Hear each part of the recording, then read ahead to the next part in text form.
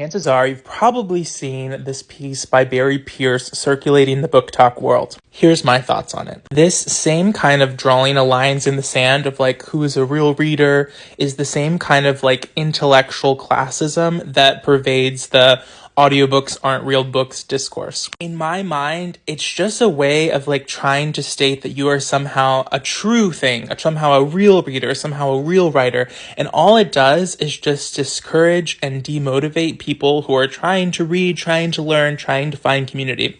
I think book talk is great, and however people want to inhabit that space is their prerogative. And we should celebrate anything that is driving book sales, anything that is getting people to read more, anything that is getting people to write more and create more and like engage with the publishing marketplace. By condemning book talk or by saying that book talkers are shallow and not real readers, one, I just don't think it's true. I think anyone who's actually on book talk, I feel like every book talk thing I see is like a very thorough review of a book. Clearly, these people are reading all the time. I don't think that the, sort of pinpricked examples that this author uses are the most representative of book talk as a whole. But even if they were, like, why does that bother this person so much? Classism, ableism, elitism, these things are like a disease of the mind.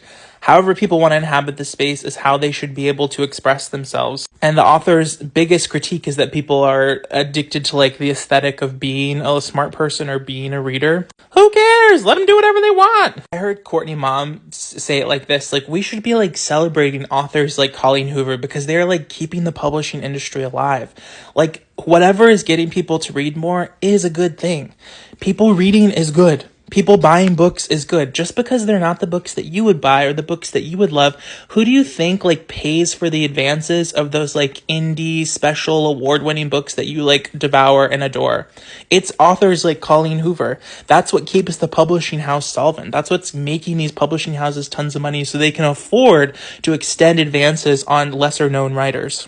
There seems to be this same sort of discourse, like every 10 years or so, like people have said the same things about how James Patterson's writing's really shallow, how E.L. James, like any of these like big, rock star writers.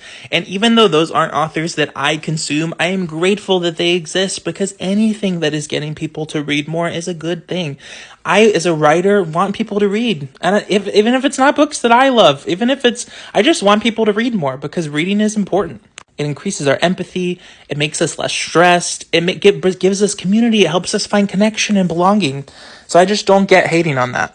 And I think that part of a community is accepting all types of people of that community. Just because a reader isn't the type of reader that you would be doesn't mean that they're any less valid. That's just my 2 cents. Love ya.